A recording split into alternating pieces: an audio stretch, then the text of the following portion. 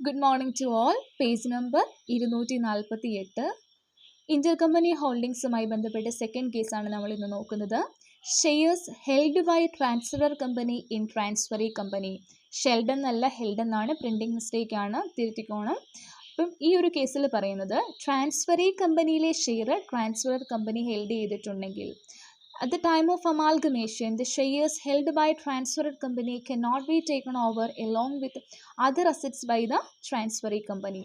അതായത് അമാൽഗമേഷൻ്റെ സമയത്ത് ഈ ട്രാൻസ്ഫറി കമ്പനി ട്രാൻസ്ഫറർ കമ്പനിയുടെ അസറ്റ്സ് ഏറ്റെടുക്കും അല്ലേ. അപ്പം എല്ലാ അസറ്റ്സും ഏറ്റെടുക്കുന്നതിനൊപ്പം തന്നെ എന്താണ്, ഈ ട്രാൻസ്ഫറി കമ്പനിയുടെ ഷെയർ ട്രാൻസ്ഫറർ കമ്പനി ഹെൽഡ് ചെയ്തിട്ടുണ്ടെങ്കിൽ അത്തരത്തിലുള്ള ഷെയർ ഈ അസറ്റ്സ് ഏറ്റെടുക്കുന്നതിന് കൂടെ ട്രാൻസ്ഫറി കമ്പനി ഏറ്റെടുക്കത്തില്ല. അതാണ് ഫസ്റ്റ് സെൻറ്റൻസിൽ പറയുന്നത്. It means liquidator of the transferor company holds the shares. അതായത് അമാൽഗമേഷൻ്റെ സമയത്ത് എന്താണ്, ആ ഒരു ഷെയർ ട്രാൻസ്ഫറി കമ്പനിയുടേതായിട്ട് അല്ലെങ്കിൽ ട്രാൻസ്ഫറി കമ്പനിയുടെ ഷെയർ ട്രാൻസ്ഫറർ കമ്പനി ഹെൽഡ് ചെയ്തിട്ടുണ്ടെങ്കിൽ ആ ഷെയർസ് ട്രാൻസ്ഫറി കമ്പനി ഏറ്റെടുക്കത്തില്ല. ആ ഷെയർ ആരാണ്, ലിക്വിഡേറ്റർ തന്നെ എന്ത് ചെയ്യും, ആ ഷെയർസ് ഹോൾഡ് ചെയ്യും. Hence the transferee company issue only the balance share to the liquidator of the transferor company. അതായത് നമുക്കറിയാം, പർച്ചേസ് കൺസിഡറേഷനായിട്ട് ട്രാൻസ്ഫറർ കമ്പനിയുടെ ഷെയർ ഹോൾഡേഴ്സിന് ഷെയർ ആയിട്ടോ ഡിമജറായിട്ടോ പർച്ചേസ് കൺസിഡറേഷൻ ഇഷ്യൂ ചെയ്യും അല്ലേ. അപ്പം അങ്ങനെ ഷെയർ ഇഷ്യൂ ചെയ്യുന്ന സമയത്ത് ഈ ബാലൻസ് ഉള്ള, അതായത് കുറച്ച് ഷെയർ ലിക്വിഡേറ്ററുടെ കയ്യിൽ ഇരിപ്പുണ്ട്. ആ ലിക്വിഡേറ്ററുടെ കയ്യിൽ ഇരിക്കുന്ന ഷെയർസ് ഏതാണ്, ട്രാൻസ്ഫറി കമ്പനിയുടെ ഷെയർ ട്രാൻസ്ഫറർ കമ്പനി ഹെൽഡ് ചെയ്തിരിക്കുന്നത്. അത്തരത്തിലുള്ള ഷെയർ ട്രാൻസ്ഫറി കമ്പനി ഏറ്റെടുത്തിട്ടില്ല, അത് ലിക്വിഡേറ്ററുടെ കയ്യിലാണ് ഇരിക്കുന്നത്. അപ്പം അത്രയും ഷെയർ ഉണ്ട്. ബാക്കിയുള്ള ഷെയർ ഹോൾഡേഴ്സിന് മാത്രമേ ആ ഒരു ഷെയർ ഇഷ്യൂ ചെയ്യത്തുള്ളൂ, ട്രാൻസ്ഫറി കമ്പനി ഷെയർ ഇഷ്യൂ ചെയ്യത്തുള്ളൂ. അതിനുശേഷം liquidator of the transferor company can distribute the new share issued and share already held amongst the share holders. അതിനുശേഷം ലിക്വിഡേറ്റർ ആ ഷെയർ ഡിസ്ട്രിബ്യൂട്ട് ചെയ്യും.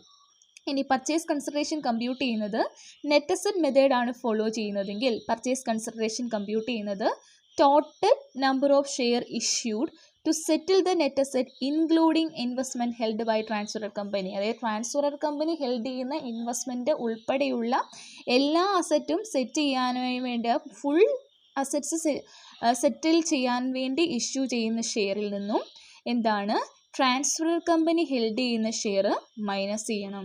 Second, share in transferor company should not be transfer to realisation account. Transferee കമ്പനിയിലെ share എന്ന് പറയുന്നത് realisation അക്കൗണ്ടിലേക്ക് transfer ചെയ്യത്തില്ല. Final settlement share ഹോൾഡേഴ്സിന് എങ്ങനെയാണെന്ന് ചോദിച്ചാൽ, അല്ലെങ്കിൽ അതിൻ്റെ equation shares already held plus shares now received by way of purchase consideration. അതായത് ഓൾറെഡി ഹെൽഡ് ചെയ്യുന്ന ഷെയർ എന്ന് പറയുന്നത് എന്താണ്, ലിക്വിഡേറ്ററുടെ കയ്യിൽ കുറച്ച് ഷെയർ ഇരിപ്പുണ്ടെന്ന് നമ്മൾ പറഞ്ഞു അല്ലേ. ട്രാൻസ്ഫർ ഈ കമ്പനി ഏറ്റെടുക്കാത്ത കുറച്ച് ഷെയർ ട്രാൻസ്ഫറർ കമ്പനിയുടെ ലിക്വിഡേറ്ററുടെ കയ്യിലുണ്ട്. അത് എങ്ങനെയുള്ള ഷെയറാണ്, ട്രാൻസ്ഫറിയുടെ ഷെയർ ട്രാൻസ്ഫറർ ഹെൽഡ് ചെയ്യുന്നത് അല്ലേ. ആ ഷെയറും plus share now already received by way of purchase consideration, അതായത് പർച്ചേസ് കൺസിഡറേഷൻ്റെ ഭാഗമായിട്ട് ഇഷ്യൂ ചെയ്യുന്ന ഷെയറും, ഇത് രണ്ടും കൂടെ കൂട്ടിയാണ് ഷെയർ ഹോൾഡേഴ്സിന് ഫൈനൽ സെറ്റിൽമെൻറ്റ് നടത്തുന്നത്. ഇനി ഇഫ് നെറ്റ് പേയ്മെൻറ്റ് മെത്തേഡാണ് ഫോളോ ചെയ്യുന്നതെങ്കിൽ, നെറ്റ് പേയ്മെൻറ്റ് മെത്തേഡ് ആണെങ്കിൽ പർച്ചേസ് കൺസിഡറേഷൻ കമ്പ്യൂട്ട് ചെയ്യുന്നത് number of transferee company share to be issued. അതായത് ട്രാൻസ്ഫറി കമ്പനി ഇഷ്യൂ ചെയ്യുന്ന number of share minus shares already held by transferor company. അതിൽ നിന്നും എന്താണ്, already transferor company ട്രാൻസ്ഫറിയുടെ held ചെയ്യുന്നുണ്ട്, ആ നമ്പർ ഓഫ് ഷെയർ മൈനസ് ചെയ്യണം.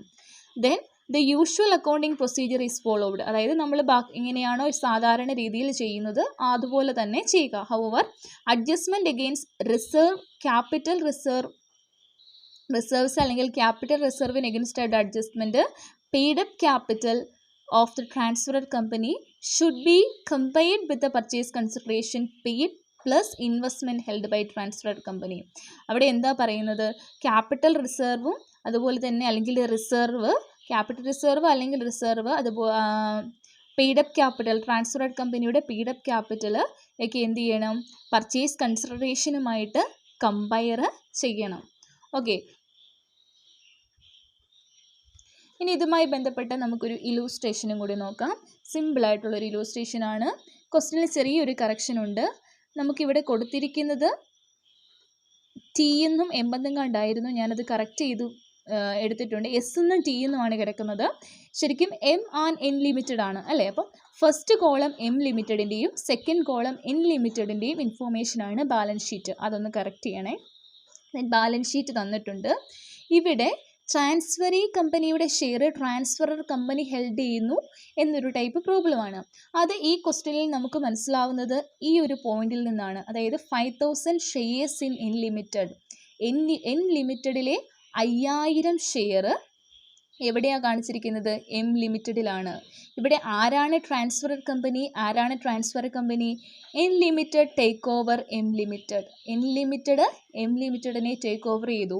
ദെൻ എൻ ലിമിറ്റഡ് എന്ന് പറയുന്നത് ട്രാൻസ്ഫറി കമ്പനിയും എം ലിമിറ്റഡ് എന്ന് പറയുന്നത് ട്രാൻസ്ഫറർ കമ്പനിയുമാണ് അല്ലേ. അപ്പം ട്രാൻസ്ഫറി കമ്പനി ആരാണ്? N limited. ആ ട്രാൻസ്ഫറി കമ്പനിയുടെ ഷെയർ ആരുടെ കയ്യിലുണ്ട്? ട്രാൻസ്ഫറർ കമ്പനിയുടെ കയ്യിലുണ്ട്. എത്രയാണ്? 50,000. സോ ഈ ഒരു പോയിന്റ് ക്വസ്റ്റ്യനിൽ കണ്ടിട്ടുണ്ടെങ്കിൽ അല്ലെങ്കിൽ ബാലൻസ് ഷീറ്റിൽ ഇങ്ങനെ തന്നിട്ടുണ്ടെങ്കിൽ മനസ്സിലാക്കുക എന്താണ് അത്?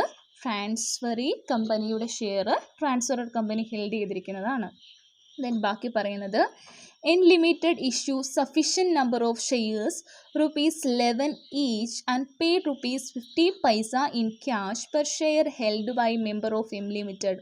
അതായത് എം ലിമിറ്റഡിൻ്റെ ഷെയർ ഹെൽഡ് ചെയ്തിരിക്കുന്നവർക്ക് എൻ ലിമിറ്റഡ് എന്താണ്? ഒരു ഷെയറിന് 11 രൂപ, അതുപോലെ തന്നെ 50 പൈസ ക്യാഷ് ആയിട്ടും കൊടുത്തു. 11 രൂപയുടെ ഷെയർ ഇഷ്യൂ ചെയ്തു, 50 പൈസ ക്യാഷ് ആയിട്ട് കൊടുത്തു. Then 7% debentures of M limited are taken over by N limited along with other liabilities of M limited.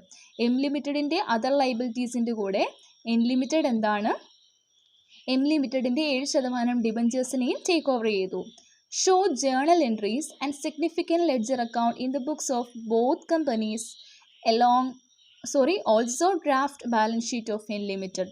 രണ്ട് കമ്പനിയുടെയും ജേണൽ എൻട്രീസും ലെഡ്ജർ അക്കൗണ്ടും അതുപോലെ തന്നെ ബാലൻസ് ഷീറ്റും എൻ ലിമിറ്റഡ് ആയ ട്രാൻസ്ഫറി കമ്പനിയുടെ പുതിയ ബാലൻസ് ഷീറ്റും പ്രിപ്പയർ ചെയ്യാനാണ് ക്വസ്റ്റ്യൻ പറഞ്ഞിരിക്കുന്നത്. ഇങ്ങനെ പറയുന്ന ക്വസ്റ്റ്യൻസ് കറക്റ്റ് നോക്കിയേക്കണം. എന്തൊക്കെയാണ് നമ്മളോട് ചെയ്യാൻ പറഞ്ഞിരിക്കുന്നത് അതിനനുസരിച്ച് വേണം ആൻസർ ചെയ്യാനായിട്ട്. ഫസ്റ്റ് നമുക്ക് പർച്ചേസ് കൺസിഡറേഷൻ കമ്പ്യൂട്ട് ചെയ്യാം. ഇവിടെ അസറ്റ്സും ലൈബിലിറ്റീസുമാണ് തന്നിരിക്കുന്നത് അല്ലേ. അപ്പം നമ്മൾ എന്താണ്? നെറ്റ് അസറ്റ് മെത്തേഡ് ഉപയോഗിച്ചാണ് നെറ്റ് അസറ്റ് അല്ല, ഷെയർ പേ ചെയ്ത നെറ്റ് പേയ്മെൻറ്റ് മെത്തേഡിൻ്റെ ബേസിലാണ് പർച്ചേസ് കൺസിഡറേഷൻ കമ്പ്യൂട്ട് ചെയ്യുന്നത്. Total number of share of M limited, അതായത് എം ലിമിറ്റഡിൻ്റെ ടോട്ടൽ നമ്പർ ഓഫ് ഷെയർ എന്ന് പറയുന്നത് എത്രയാണ്? നമുക്ക് നോക്കാം. എത്രയാ എം ലിമിറ്റഡിൻ്റെ ടോട്ടൽ നമ്പർ ഓഫ് ഷെയർ എന്ന് പറയുന്നത്? 10 രൂപയുടെ 2 ലക്ഷം ഷെയർ. 10 രൂപയുടെ 2 ലക്ഷം ഷെയർ എന്ന് പറഞ്ഞാൽ എത്ര ഷെയർ ഉണ്ടാകും? 20,000 ഷെയർ അല്ലേ. അപ്പോൾ എന്തെന്നാണ് പറഞ്ഞിരിക്കുന്നത്? പർച്ചേസ് കൺസിഡറേഷൻ ഓരോ ഷെയറിനും 11 രൂപ അല്ലേ. എം ലിമിറ്റഡിലെ എല്ലാ ഷെയർസിനും അല്ലേ, എല്ലാ മെമ്പേഴ്സിനും അല്ലെങ്കിൽ 11 രൂപയുടെ ഷെയർ ഇഷ്യൂ ചെയ്തു. അപ്പോൾ 20,000 ഷെയർ ഉണ്ട്. 20,000 ഷെയറിനും എത്താണ്? 11 രൂപ വീതം എന്ത് ചെയ്തു? ഇഷ്യൂ ചെയ്തു. അപ്പം 20,000 ഷെയർസ് ഉണ്ട്. ദെൻ അതിനകത്തുനിന്ന് നമ്മൾ ഇത് കമ്പ്യൂട്ട് ചെയ്യുന്നതിന് മുമ്പ് ഡെറ്റ് പേയ്മെൻറ്റ് മെത്തേഡ് ആണെങ്കിൽ ഇവിടെ നമ്മൾ കുറച്ച് സ്റ്റെപ്സ് പഠിച്ചായിരുന്നു അല്ലേ.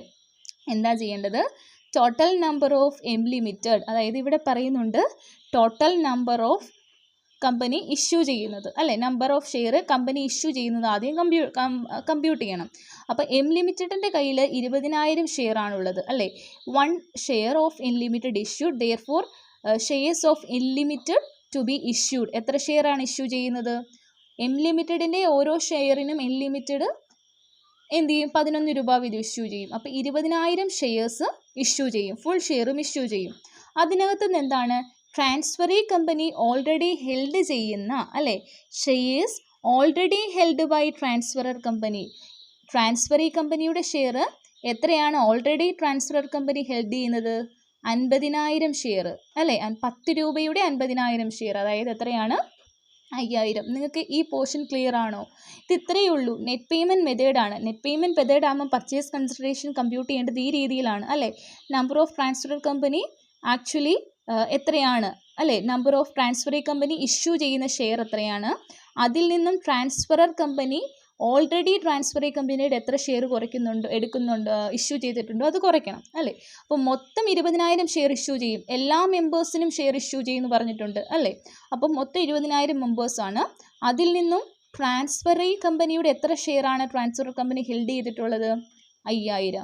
അപ്പോൾ അത് കുറച്ച് കഴിയുമ്പോൾ new number of share of unlimited issued എത്രയാണ്? 15000. അപ്പം total value of new share issued എന്ന് പറയുമ്പോൾ മൊത്തം 15000 ഷെയറാണ് ഇഷ്യൂ ചെയ്യുന്നത് പുതിയതായിട്ട്. ഈ ഉള്ള 5000 അല്ലേ ഓൾറെഡി ട്രാൻസ്ഫറർ കമ്പനിയിലുണ്ട്. അത് ട്രാൻസ്ഫറർ കമ്പനിയുടെ ലിക്വിഡേറ്ററിൻ്റെ കയ്യിൽ ഹോൾഡ് ചെയ്തിട്ടുണ്ട്. അപ്പോൾ ബാക്കി ഇനിയിപ്പോൾ എത്ര ഇഷ്യൂ ചെയ്താൽ മതി? ട്രാൻസ്ഫറി കമ്പനി 15000 കൂടി ഇഷ്യൂ ചെയ്താൽ മതി. അപ്പോൾ ഒരു ഷെയറിന് 11 രൂപ എന്ന നിരക്കിൽ, അപ്പം 1,65,000 രൂപയുടെ ഷെയർ. ഇനി ക്യാഷ് പേയ്മെൻ്റ് എന്ന് പറഞ്ഞാൽ എന്താ? 20,000 ഷെയറിനും, ഇവിടെ 15000 അല്ല എടുക്കേണ്ടത്, 20,000 ഷെയറിനും എന്താണ് 50 പൈസ വീതം. That means 10,000. സോ നമുക്ക് പർച്ചേസ് കൺസിഡറേഷൻ ടോട്ടൽ കിട്ടി, ഞാനത് പറയാൻ വിട്ടു. എത്രയാണ്? 1,75,000. ദെൻ എന്താണ്? ട്രാൻസ്ഫറർ കമ്പനിയുടെ ബുക്സിലെ ജേണൽ എൻട്രീസ് ആണ് ആദ്യം എഴുതുന്നത്. റിയലൈസേഷൻ അക്കൗണ്ട്, ആദ്യം അസറ്റ്സ് എന്ത് ചെയ്യണം? അസറ്റ്സ് ട്രാൻസ്ഫർ ചെയ്യണം, ലയബിലിറ്റീസ് ട്രാൻസ്ഫർ ചെയ്യണം. അപ്പോൾ അസറ്റ്സിനെ ഡെബിറ്റ് ചെയ്യുക, ലയബിലിറ്റീസ് ക്രെഡിറ്റ് ചെയ്യുക. ദെൻ എന്താണ്?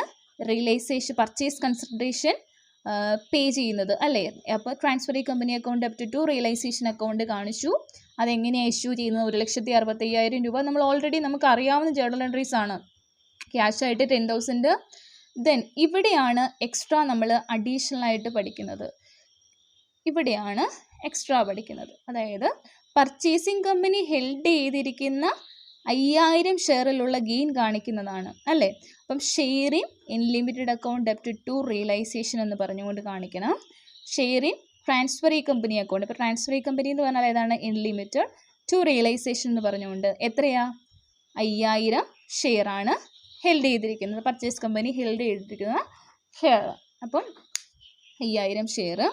ദെൻ അടുത്തത് loss on realisation transfer to, അതായത് റിയലൈസേഷൻ അക്കൗണ്ട് ഇവിടെ പ്രിപ്പയർ ചെയ്യുമ്പോൾ ലോസ് ആണ് കിട്ടുന്നത്. ആ ലോസ് കാണിച്ചിട്ടുണ്ട്. ബാക്കിയെല്ലാം നമുക്ക് അറിയാവുന്നത് പോലെ തന്നെയാണ്. നിങ്ങൾ ചെയ്ത് നോക്കുക, ഡൗട്ട് ഉണ്ടെങ്കിൽ ചോദിക്കുക.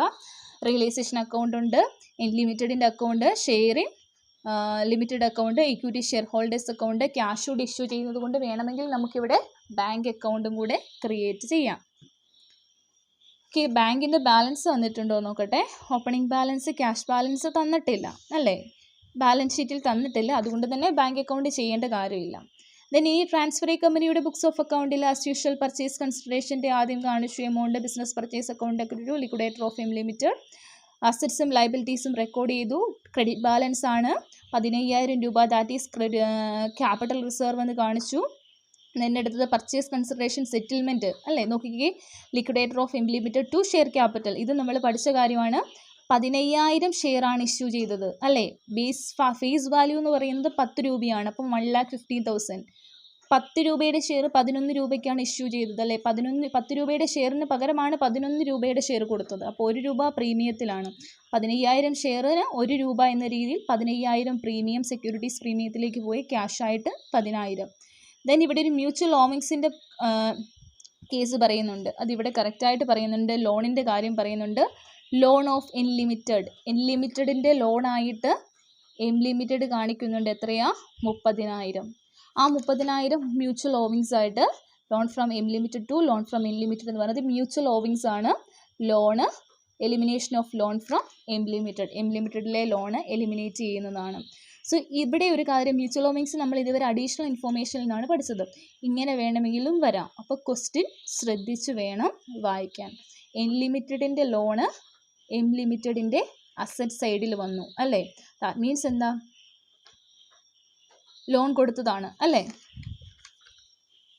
സോ ഇത്രയുമാണ് വന്നിരിക്കുന്നത്. ദെൻ ജേണൽ എൻട്രീസ്, അതിനുശേഷം എന്താണ്? ബിസിനസ് പർച്ചേസ് അക്കൗണ്ടും ലിമിറ്റഡിൻ്റെ ലിക്വിഡേറ്ററുടെ ലെഡ്ജർ അക്കൗണ്ടും. അതിൽ എന്താണ് ഈ ജേണൽ എൻട്രീസിൻ്റെ ബേസിൽ നമുക്കിത് ചെയ്യാനുള്ളതേ ഉള്ളൂ. ലെഡ്ജർ അക്കൗണ്ട്, ദെൻ പുതിയ balance sheet. Okay, thank you.